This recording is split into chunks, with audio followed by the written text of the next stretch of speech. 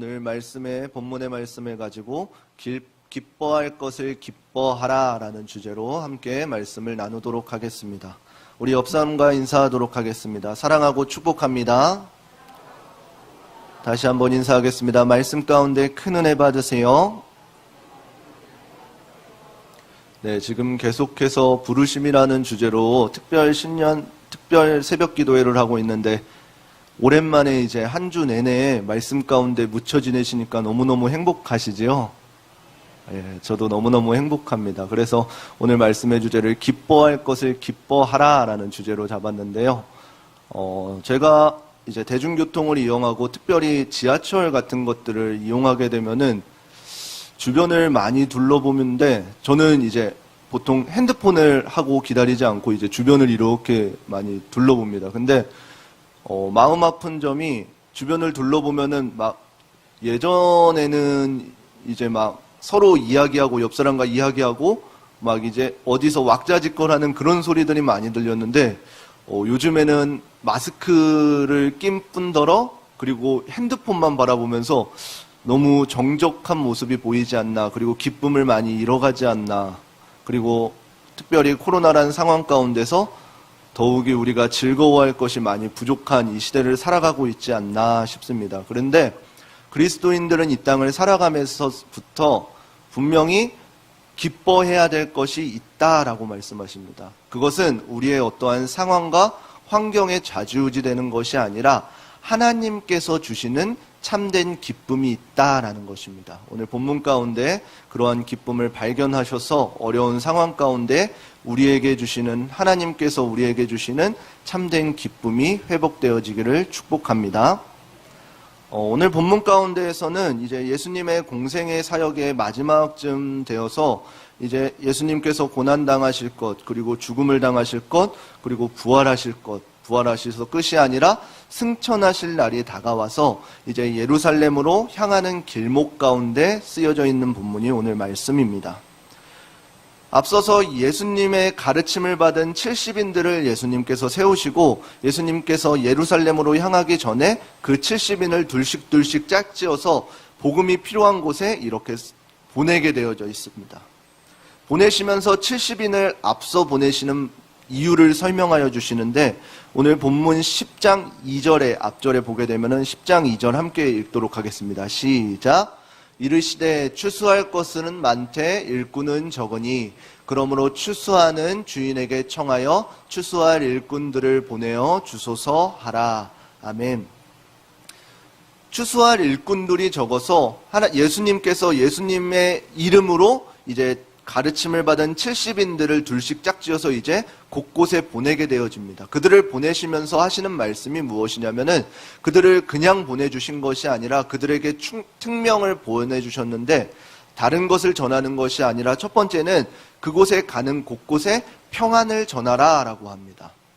다른 평안이 아니라 하나님께서 주시는 평안, 내가 평안을 끼치러 이곳에 왔습니다 라고 했을 때에 그곳 가운데서 네, 저희가 평안을 얻기를 원합니다 하고 환대하면은 그곳 가운데 평안이 누려질 것이고, 반대로 무슨 평안이냐 이렇게 배척하게 되면은 그래도 염려하지 마라, 평안을 전할 너희에게 그 평안이 되돌아올 것이다 라고 말씀하고 있습니다. 두 번째는 무엇이냐면은 그 예수님의 그 70인, 예수님의 이제 파송을 받은 그 70인들이 가는 곳곳마다 평안을 끼치라와 더불어서 그들에게 놓여있는 병들을 고치고 하나님의 나라가 가까이 왔다라고 선포하라라고 하십니다. 그들은 자신들이 직접 병을 고치는 것이 아니라 평안을 끼치고 그곳 가운데 예수 그리스도의 평안을 선포함으로써 어그러졌던 그 관계들을 올바른 관계들로 회복시켜주는 역할에 부름받았다라는 것입니다. 마지막 세 번째는 무엇이냐면은, 그 평안을 끼치고 예수 그리스도의 복음을 전하였을 때에 그 복음을 믿지 않는다면은 그곳 가운데에 하나님의 심판이 있을 것입니다, 하나님의 나라가 가까이 왔습니다 라고 하고 깔끔하게 떠나라 라고 말씀하고 계십니다. 이것은 오늘날 우리가 해야 될 것과 동일한 말씀입니다. 우리가 오늘날 전도라는 것을 할 때에 우리는 다른 것을 할 게 아니라 그곳에 가서 예수 그리스도의 복음을 전하는 것입니다. 평안을 끼치러 왔습니다. 평안을 전하고 그 평안이 어디서부터 오는 평안인지 분명히 전한 뒤에 만약에 그 사람이 그것을 받으면은 그곳 가운데에 하나님의 놀라운 역사가 임할 것이고, 그렇지 않다면은 낙심하고 절망하는 것이 아니라 뒤돌아서 오라라는 것입니다. 이에 대해 그 70인들이 경험했던 결과는 무엇이었냐면은 오늘 본문 10장 17절입니다. 함께 읽겠습니다. 시작. 70인이 기뻐 돌아와 가로되 주여 주의 이름으로 귀신들도 우리에게 항복하너이다. 아멘.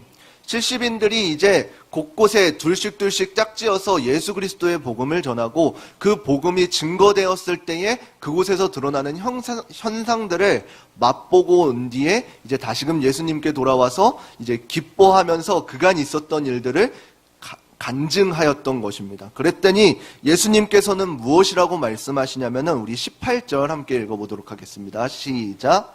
예수께서 이르시되 사단이 하늘로서 번개같이 떨어지는 것을 내가 보았노라. 아멘. 예수님의 말씀을 따라서 70인들이 이제 그 사명을 감당했을 때에, 즉 하늘의 복음이 선포되었을 때에 사단의 세력이 멸망한 것을 예수님께서도 보셨다라는 것입니다. 다른 것이 아니라 그 70인들이 그 나타나는 증상들, 그 현상들로 예수님의 이름을 선포하고 증거하였을 때에 병자들이 고침받고 그곳 가운데 예수님의 나라가 확장되는 것을 직접 두 눈으로 보고 온 그 70인의 제자들이 이제 예수님께 다가와서 그 말씀을 했을 때 예수님께서는 나도 보았다. 그곳 가운데 사단의 세력이 멸하는 것을 내가 보았도다 라고 하였습니다. 이것은 별반 그냥 신약에서 나오는 말씀이 아니라 이미 구약 가운데서 하나님께서 우리에게 예비하신 말씀입니다. 창세기 3장 15절을 우리 함께 보도록 하겠습니다. 함께 읽겠습니다. 내가 너로 여자와 원수가 되게 하고 너의 후손도 여자의 후손과 원수가 되게 하리니 여자의 후손은 내 머리를 상하게 할 것이요 너는 그의 발꿈치를 상하게 할 것이니이다 하시고, 이 말씀은 무엇이냐면은 이제 아담과 하와가 하나님께 불순종함으로써 이제 그 동산 중앙에 있는 선악과를 먹게 됐을 때 하나님께서 이제 뱀에게 저주한 내용입니다. 이제 뱀에게 저주하였을 때 무엇이라고 말씀하시냐면은 내가 이제는 여자와 원수가 되게 하고 내 후손 또한 지속적으로 여자와 원수가 되게 한다라고 합니다. 그래서 여자의 후손이 이제 즉 예수님께서 오실 때에 이제 사단의 세력은 멸망하게 되어진다라고 말씀하신 것입니다. 근데 사단의 세력이 그냥 멸망하는 것이 아니라 지속적으로 이제 인류에 대해서 발뒤꿈치를 문다.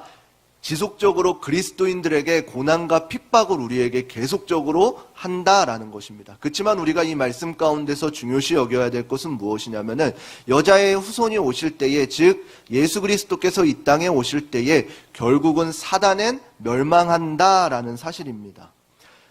뱀의 자녀인 이제 사단은 계속해서 하나님의 자녀들을 괴롭힐 것이지만 결국에는 예수 그리스도께서 승리하신다라는 말씀입니다.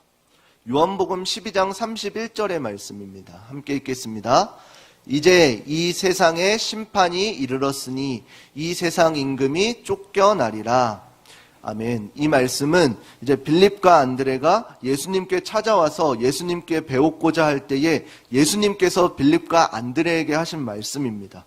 이제 예수님께서 이제 십자가의 고난을 지실 것과 그리고 그 고난 가운데 끝이 아니라 너희는 슬퍼하지 말고 이 세상의 끝이 다가올지언데 이제는 이 세상의 심판이 이르렀고 그동안에 이 세상의 공중권세를 잡은 자들이 멸하게 된다, 쫓겨나게 된다라고 말씀하고 있습니다. 그렇게 하자면은 이 세상 가운데에 이 세상이 흘러가는 방향을 보게 되면은 우리가 무엇을 알 수 있냐면은 이 세상 가운데에서는 분명히 공중권세를 잡은 자가 있다라는 것입니다. 우리에게 죄성이란 것이 있어서 우리를 그냥 복음 가운데 두지 않고 자연스럽게 가만히 두게 되어지면은 이제 죄악 가운데로 계속해서 흘러갈 수밖에 없는 모습들을 볼 수 있습니다. 우리 자녀를 키워오신 분들은 아시겠지만 자녀들이 이제 유치원을 가게 되면은 이제 그 아이가 이제 말문이 트이면은 유치원 가운데서 가장 먼저 배운 것이, 요즘에는 이제 유치원보다 유튜브에서 많이 배운다 그러더라고요.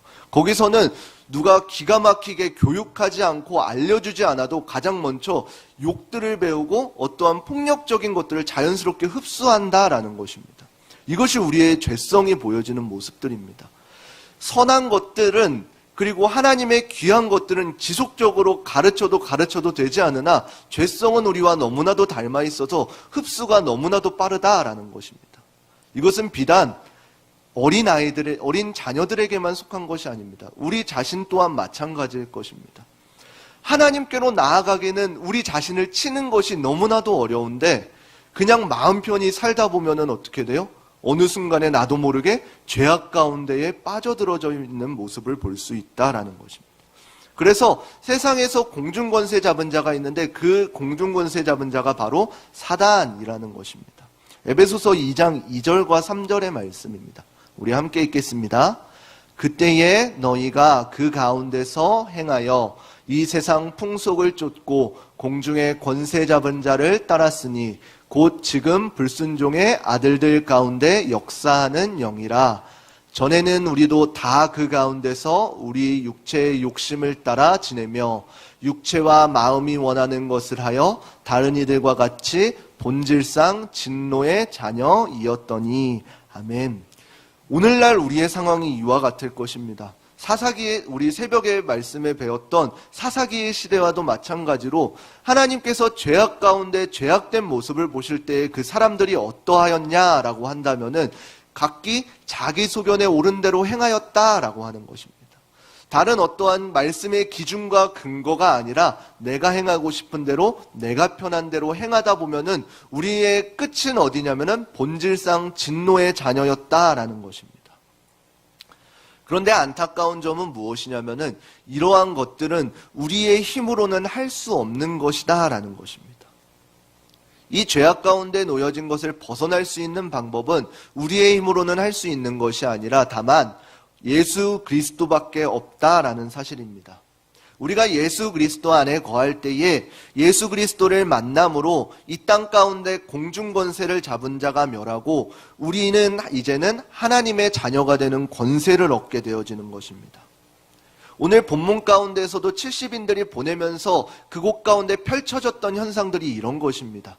그 70인들이 어떠한 도수를 배우고 어떠한 마술들을 배운 것이 아니라 예수 그리스도의 가르침을 받은 자들이었다라는 것입니다.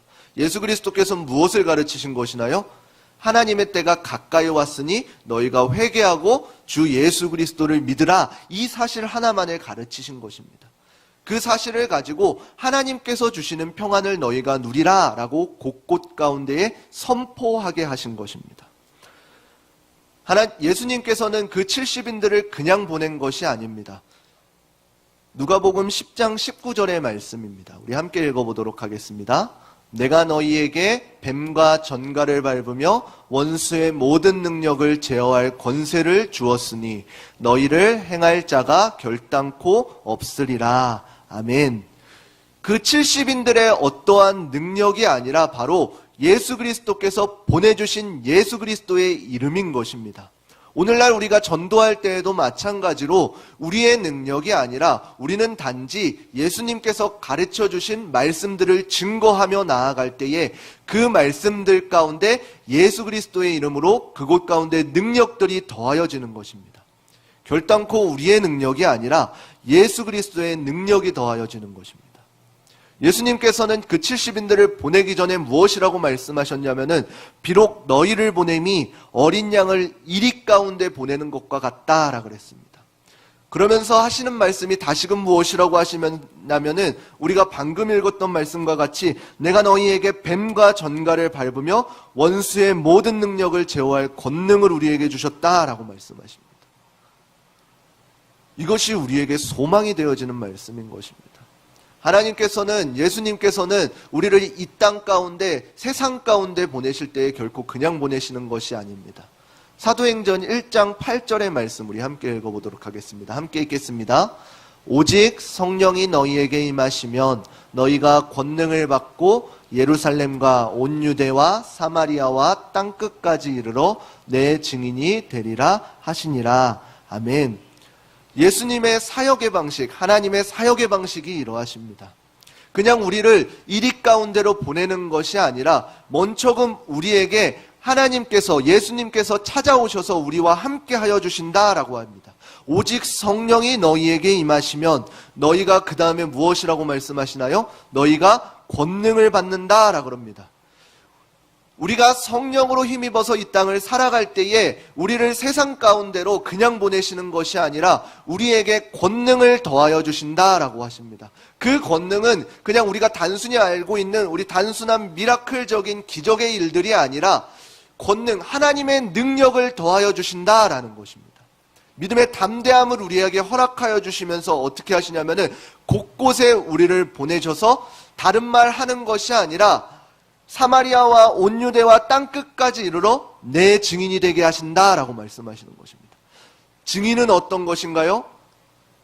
법정에 서 계신 분 혹시 안 계시죠? 법정에 서 보신 분 안 계시죠?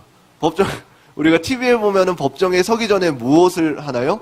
증인으로 가게 되면 이제 그 위증 선언을 하게 되죠. 저도 잘 몰라요. 저도 안 서봐가지고 잘 모르는데 TV에서 보니까 위증 선언을 하더라고. 이거는 진짜 내가 겪은 일입니다.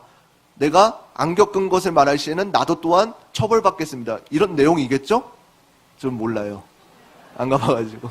아무튼 그런 내용입니다. 증인은 무엇인가요? 내가 경험하고 느끼고 체험한 것을 말하는 것이 증인입니다. 하나님께서 우리를 곳곳 가운데 보내실 때에는 그냥 말을 지어내라 그렇게 말씀하시지 않습니다. 소설을 써라 이렇게 말씀하시지 않습니다. 단 성령이 나와 함께 하실 때에 하나님의 능력을 더하여 주시고 그곳 가운데서 내가 경험한 것, 내가 하나님께 받은 것, 네가 체험한 것을 증거하라 라고 말씀하시는 것입니다. 그래서 우리가 곳곳 가운데에 평안을 끼치면서 복음을 증거할 때 우리가 해야 될 것은 내가 경험한 하나님을 증거하면 되어질 것입니다. 그렇게 하시면 그 일은 어떻게 하시나요? 하나님께서 책임져 주신다라는 것입니다. 그렇다면 그 권능은 무엇인가요? 우리 요한복음 1장 12절 13절의 말씀입니다. 함께 읽겠습니다. 시작. 영접하는 자 곧 그 이름을 믿는 자들에게는 하나님의 자녀가 되는 권세를 주셨으니 이는 혈통으로나 육정으로나 사람의 뜻으로 나지 아니하고 오직 하나님께로서 난 자들이니라. 아멘. 예수 그리스도를 영접하는 자들에게는 어떤 권세를 주시냐면, 어떤 권능을 주시냐면 다른 것이 아니라 하나님의 자녀가 되어지는 권세를 우리에게 허락하여 주신다라고 말씀하고 계십니다. 아까 전에 우리가 죄악 가운데 있었을 때는 어떤 사람이 된다 그랬죠?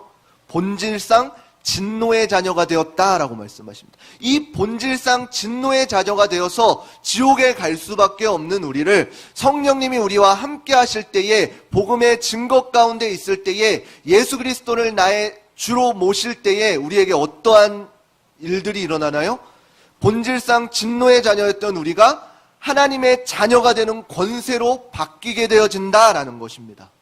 그 자녀의 권세는 무엇이냐면은 예수 그리스도께서 십자가에 못 박히실 때에, 십자가에 못 박히시고 마지막 숨을 거두실 때에 뭐라고 말씀하셔요? 이 땅 가운데에서 하나님께서 내게 보내주신 사명을 다 이루셨다라고 선포하신 그 복음의 증거들입니다.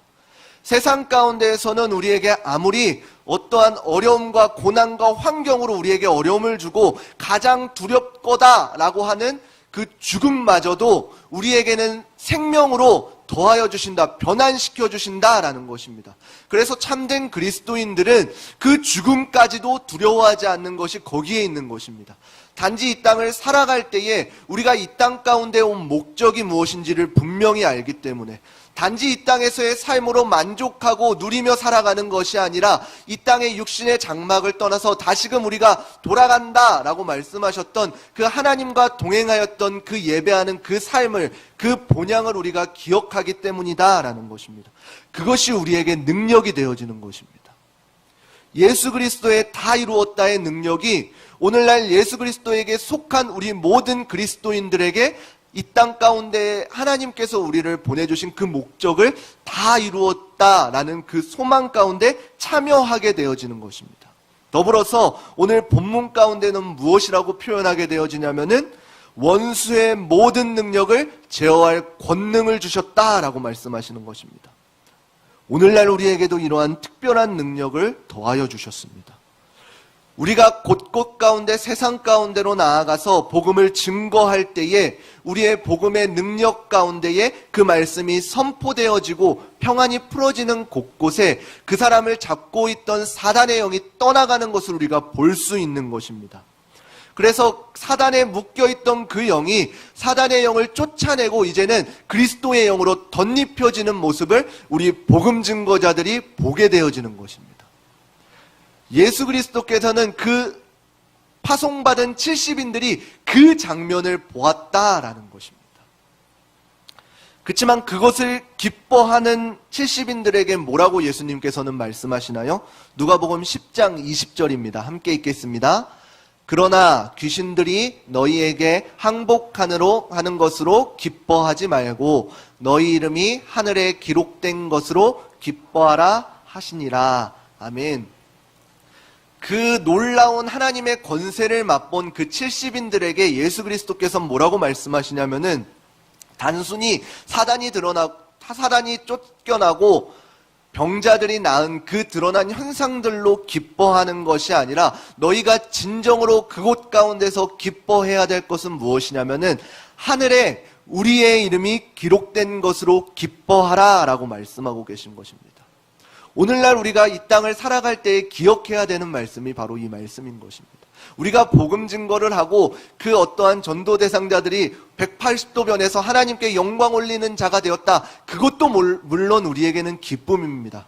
그렇지만 우리가 진정으로 기뻐해야 될 것은 무엇이냐면은 그 놀라운 사역 가운데에 하나님께서 그 사역의 기쁜 모습을 보시고 하나님께서 우리의 이름을 하늘에 기록하셨다라는 그것으로 우리는 기뻐해야 할 것입니다. 그것은 무엇이냐면 바로 하나님 나라의 잔치에 참여하게 되어진 것입니다. 그것은 무엇이냐면은 하나님의 사역에 함께 동행하게 하였다라는 것입니다. 더 직접적으로는 무엇이냐면은 우리가 구원받았다라는 사실입니다. 단순히 이 땅 가운데에서 우리가 어떠한 드러나는 현상, 세상의 어떠한 흐름, 이런 것들로 시시비비 기뻐하고 즐거워하고 낙심하고 그런 것들이 아니라 우리가 이 땅 가운데에 내가 어찌한다고 해서 하나님의 그 놀라운 일들의 제동을 받는 것이 아닙니다.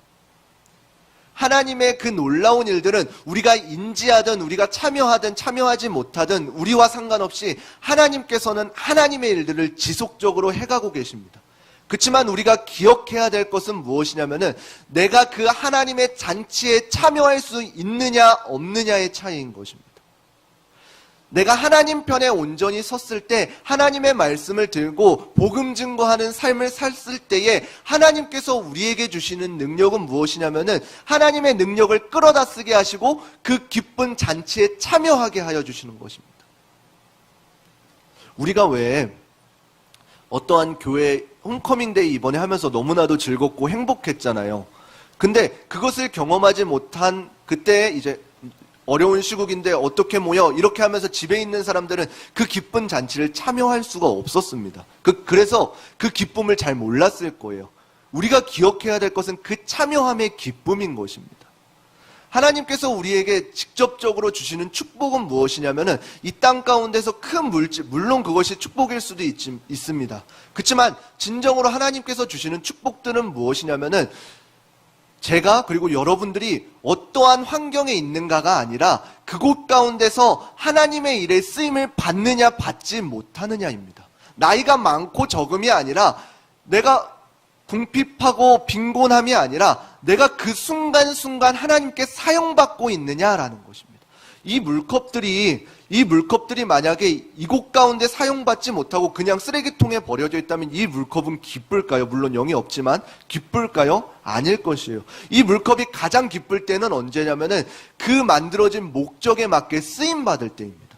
하나님께서 우리를 지으실 때에도 마찬가지입니다. 우리가 가장 기뻐하고 즐거워하는 순간은 어떤 것이냐면은 하나님께서 나를 사용하셨다라는 이 기쁨입니다.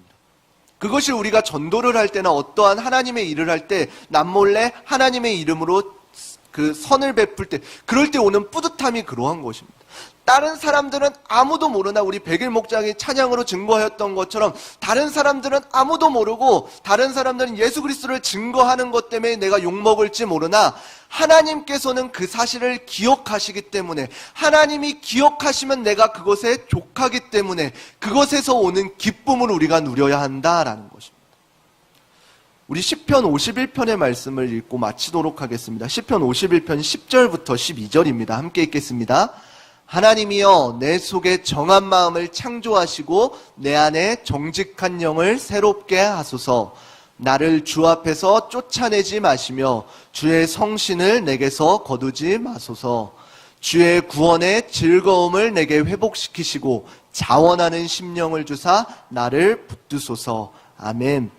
이 시편의 시는 다윗이 이제 우리아의 아내를 이제 취하기 위해서 그 우리아 장군을 그 전쟁의 최전방에 이제 보내게 되고, 그가 죽음으로 이제 밧세바를 취하고 동침하였을 때 이제 나단 선지자가 다윗에게 꾸짖었을 때에 다윗이 그 죄를 깨닫고 하나님 앞에 회개하는 내용입니다. 다윗이 진정으로 두려워했던 것은 이 시 가운데 무엇인가요? 자신이 왕위에서 폐하여지는 것, 사람들에게 손가락질 받는 것, 이런 것들이 아니었습니다. 다윗이 진정으로 두려워했던 것은 무엇이냐면은 내 안에 정직한 영을 새롭게 내어지지 않는 것입니다. 그래서 어떻게 되냐면은 내가 주 앞에서 쫓김을 받는 것, 즉 무엇이냐면은 주의 구원의 즐거움이 내게서 떠나가는 것을 두려워했다라는 것입니다. 다윗이 기억했던 것은 무엇이냐면은 하나님께서 나와 함께 하시고 함께 하셨을 때에 그곳 가운데서 주는 진정한 기쁨과 즐거움인 주의 구원의 즐거움을 맛보았기 때문에 주의 구원의 즐거움이 내게 멀어지는 것을 진정으로 두려워했던 것입니다. 오늘날 우리가 진정으로 기뻐하고 두려워하는 것은 어떤 것인가요? 우리의 삶이 무너지는 것, 자꾸만 제재받아지는 것인가요? 그럼 아니면은 우리의 가정 형편들이 무너지는 것인가요? 우리가 진정으로 두려워해야 될 것은 무엇이냐면은 내 안에 구원의 즐거움이 느껴지지 않는 것을 두려워해야 될 것입니다. 반면에 우리가 진정으로 기뻐해야 될 것은 무엇이냐면은 내 안에서 날마다 정직한 영이 새롭게 흘러나와서 매 순간순간 내가 구원의 즐거움을 느낀다는 것에 기뻐해야 될 것입니다.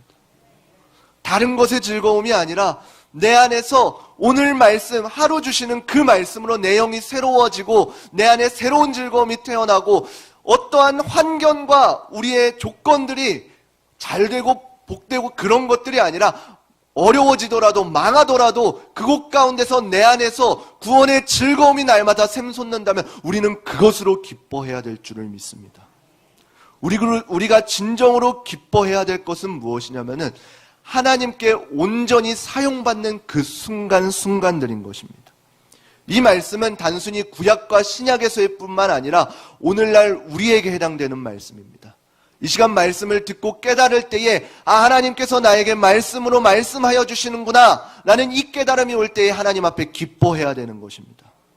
먼저는 나를 통해서, 그리고 우리 교회를 통해서, 우리나라를 통해서 하나님의 놀라운 복음이 증거되어질 수 있도록 먼저금 내 안에서 구원의 즐거움이 회복되어지고 하나님 나라의 그 놀라운 복음들을 곳곳 가운데 증거하는 것, 다른 말씀이 아니라 하나님께서 내게 보여주신 그 말씀들을 증인 삼아서 놀라운 복음들이 증거되어질 때에 하나님께서는 우리의 삶 가운데에서 놀라운 즐거움들을 회복시켜 주실 줄을 믿습니다. 그러한 즐거움들이 회복되어지는 우리 귀하고 복된 우유자일교회 성도님들 되시기를 주님의 이름으로 축원합니다.